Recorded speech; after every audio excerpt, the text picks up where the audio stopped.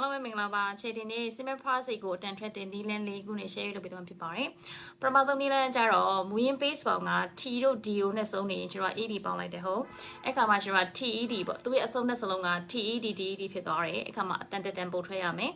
example အပြင် start ဆိုရင် T နဲ့စုံတယ် started decide ဆိုရင် DECIDE ကတော့ E နဲ့စုံတယ်ဒါပေမဲ့အတန်ရ D နဲ့စုံတယ် decide အဲ့တော့ ED ဆိုတော့ E နဲ့စုံပြီးသားမို့ D ပေါင်းလိုက်တယ် decided ဖြစ်သွားတယ် started decided နောက်တစ်နည်းကကြတော့မူရင်း base form က vowel sound နဲ့စုံတယ်ဥပမာ agree ဆိုရင် agree EE ကဆိုတော့အတန်က E တန်ထွက်တယ် agree ဆိုရင် D ပေါင်းလိုက်တယ် agreed D တန်ထွက်မယ် agreed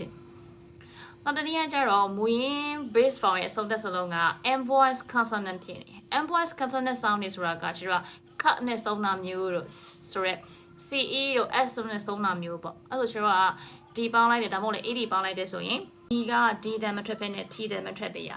example PNC place place ဆိုရင်တန်နဲ့စုံတယ်သူ D ပေါင်းလိုက်တယ် placed placed placed LINK link link ဆိုလေ K နဲ့စုံတယ်အဲ့တော့ ED ပေါင်းလိုက်တယ် linked linked T တန်နဲ့စုံတယ် linked နောက်တစ်ခုကကြတော့မူရင်း base ပါပဲစုံတဲ့စလုံးက consonant ဟုတ်တယ် voice consonant ဆိုတာက level vibration လာတဲ့အတန်နဲ့စုံတာဥပမာ learn ဆိုရင် and နေစေ sound voice တန်ပေါ့နော် learned ကို ED ပေါင်းလိုက်တယ်အဲ့ဒါကို D တန်ထွက်ပေးရမယ် learned recognize ဆိုရင် Z နဲ့စုံတယ်အဲ့ဒါကြောင့် ED ပေါင်းလိုက်တယ် Z တန်က voice တန်ဖြစ်တယ်အဲ့ဒါကြောင့် D တန်မထွက်ရမယ် recognized အဲ့တော့ simple past တစ်လုံးလေးကိုကျွန်တော်ကအဲ့လိုမျိုး၄တန်ရှိရပေါ့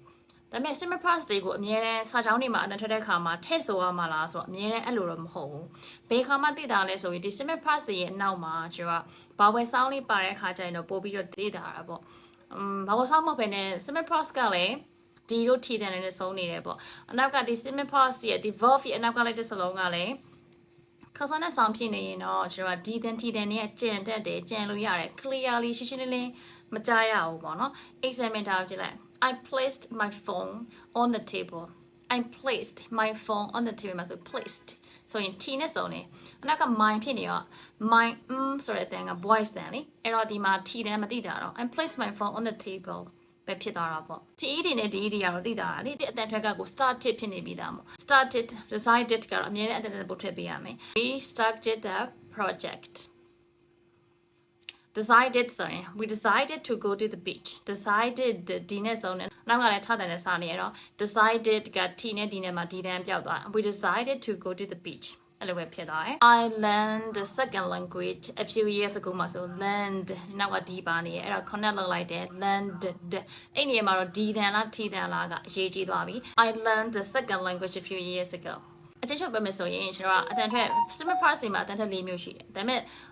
sentence တွေမှာစကားပြောတိုင်းမှာအမြဲတမ်း8တန်တွေကိုတိတိတိုင်းထွက်နေရမှာလို့တော့မဟုတ်သူရဲ့ connected speech ရဲ့ rules ရဆိုရင်တော့သူကအနောက်က vowel sound လိုက်တယ်ဆိုရင် connect လုပ်ပေးရမယ်အဲ့ခါမှာတော့တိတာပို့လို့အဲ့ခါမှာ D လား T လားတိဖို့လို့တာပေါ့အဲ့ခါမှာတိတတာဆိုဖို့လို့တယ်အဲ့လိုမဟုတ်ဘဲနဲ့အနောက်က consonant လိုက်ရင်တော့ D ဖြစ်ဖြစ် T ဖြစ်ဖြစ်ကျတော့တိတ်အရေးမကြီးလို့ပြောလို့ရတာပေါ့ချက်ခုပြောသွားတယ် simple process ကိုအတန်ထွက်တဲ့ tips လေးတွေကနီလန်လေးခုက pronunciation class မှာသင်တဲ့ lesson တွေကအသေးလေးတစ်ခုပဲရှိသေးရပေါ့နော်အဲ့တော့ဘတ်စုံအကုန်လုံးကိုအတန်ထွက်ခြင်းနဲ့ပတ်သက်တဲ့ကိုယ်အတန်ထွက်တဲ့ mention နဲ့အကုန်သင်ခြင်းနဲ့ဆိုရင်တော့3လလေးပဲချိန်ပေးလိုက်ပေါ့ချက် pronunciation class မှာလာတက်လို့ရပါတယ်ဒီလောက်ကိုစောက်ဖွင့်မယ်နော်